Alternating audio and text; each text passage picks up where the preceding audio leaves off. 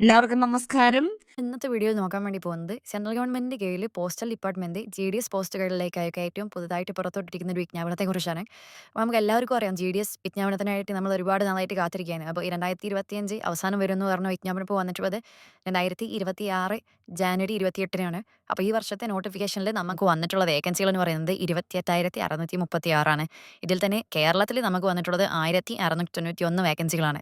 അപ്പോൾ central government job ആഗ്രഹിക്കുന്ന എല്ലാ ഉദ്യോഗാർത്ഥികൾക്കും അപേക്ഷിക്കാൻ സാധിക്കുന്ന ഒരു പോസ്റ്റാണ് GDS എന്ന് പറയുന്നത്. അപ്പോൾ എല്ലാവർക്കും അറിയാവുന്ന പോലെ തന്നെ ഈ ഒരു പോസ്റ്റിലേക്ക് നമുക്ക് യാതൊരു വിധത്തിലുള്ള എക്സാമും വരുന്നില്ല. ഡയറക്റ്റ് ആയിട്ട് നമ്മളെ മാർക്കിന്റെ അടിസ്ഥാനത്തിലായിരിക്കും ഈ ഒരു പോസ്റ്റിലേക്ക് നമ്മളെ പരിഗണിക്കുന്നത്.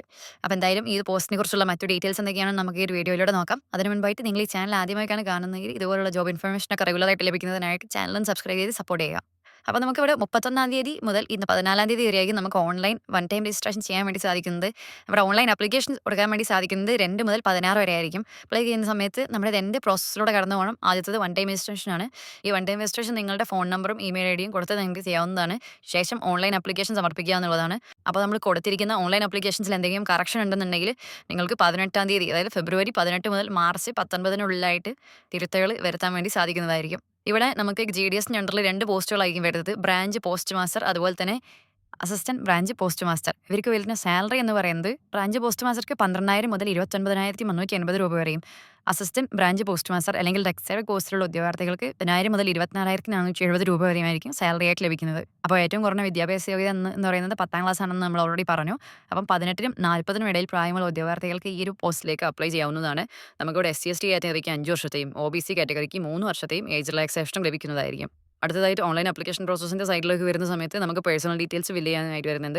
ശേഷം നമ്മൾ എഡ്യൂക്കേഷണൽ ഡീറ്റെയിൽസ് അതായത് നമ്മുടെ 10-ാം ക്ലാസ്സിൽ നമുക്ക് ലഭിച്ച മാർക്ക് കൃത്യമായിട്ട് ഇതിൽ അപ്ലോഡ് ചെയ്ത് കൊടുക്കേണ്ടതായിട്ട് വരുന്നുണ്ട്. പൂർണ്ണമായിട്ടും നമ്മുടെ മാർക്കിന്റെ അടിസ്ഥാനത്തിലായിരിക്കും ഈ ഒരു പോസ്റ്റിലേക്ക് നമുക്ക് സെലക്ഷൻ കിട്ടുന്നത്. ശേഷം നമ്മുടെ ഒരു പാസ്പോർട്ട് സൈസ് ഫോട്ടോ അതുപോലെ തന്നെ നമ്മുടെ സിഗ്നേച്ചറും അപ്ലോഡ് ചെയ്യേണ്ടതായിട്ട് വരുന്നുണ്ട്. ശേഷം ഫീ പേയ്മെന്റ് ആണ്. ആകെ ഈ ഒരു പോസ്റ്റിലേക്ക് വരുന്ന ഫീ എന്ന് പറയുന്നത് 100 രൂപയായിരിക്കും. അതിൽ തന്നെ female candidates, SC/ST, physically disabled, trans woman അപ്ലിക്കൻസിന് യാതൊരു തരത്തിലുള്ള അപ്ലിക്കേഷൻ ഫീയും ആവശ്യമായിട്ട് വരുന്നില്ല. പലർക്കും അറിയാവുന്ന പോലെ തന്നെ ഈ ഒരു പോസ്റ്റിന്റെ ഏറ്റവും വലിയ പ്രത്യേകത എന്താണെന്ന് വെച്ച് കഴിഞ്ഞാൽ 3 വർഷം നമ്മൾ ഈ ഒരു പോസ്റ്റിൽ വർക്ക് ചെയ്ത് കഴിഞ്ഞാൽ നമുക്ക് ഡിപ്പാർട്ട്മെന്റിൽ സ്റ്റേ ചെയ്ത് ഒരു പെർമനന്റ് സെൻട്രൽ ഗവൺമെന്റ് ജോബ് നമുക്ക് ലഭിക്കുന്നതായിരിക്കും. അടുത്തതായിട്ട് നമ്മൾ കേരള സർക്കിളിൽ വന്നിരിക്കുന്ന വേക്കൻസികൾ നോക്കുന്ന സമയത്ത് അൺറിസർവ്ഡ് കാറ്റഗറിക്ക് 930, OBC കാറ്റഗറിക്ക് 378, SC/ST കാറ്റഗറികൾക്ക് യഥാക്രമം 181, 20 എന്നിങ്ങനെയാണ് വേക്കൻസികൾ വന്നിട്ടുള്ളത്. ഇതിൽ EWS കാറ്റഗറിക്ക് 112, ഫിസിക്കലി ഡിസേബിൾഡ് കാറ്റഗറിയിൽ വരുന്ന ഉദ്യോഗാർത്ഥികൾക്ക് 31 വേക്കൻസികളാണ് വന്നിട്ടുള്ളത്. അപ്പോൾ എന്തായാലും ഈ ഒരു പോസ്റ്റിലേക്ക് അപ്ലൈ ചെയ്യാൻ താല്പര്യമുള്ള എല്ലാ ഉദ്യോഗാർത്ഥികളും അവസാന തീയതിക്ക് മുൻപായിട്ട് അപേക്ഷകൾ സമർപ്പിക്കാൻ വേണ്ടി ശ്രമിക്കുക.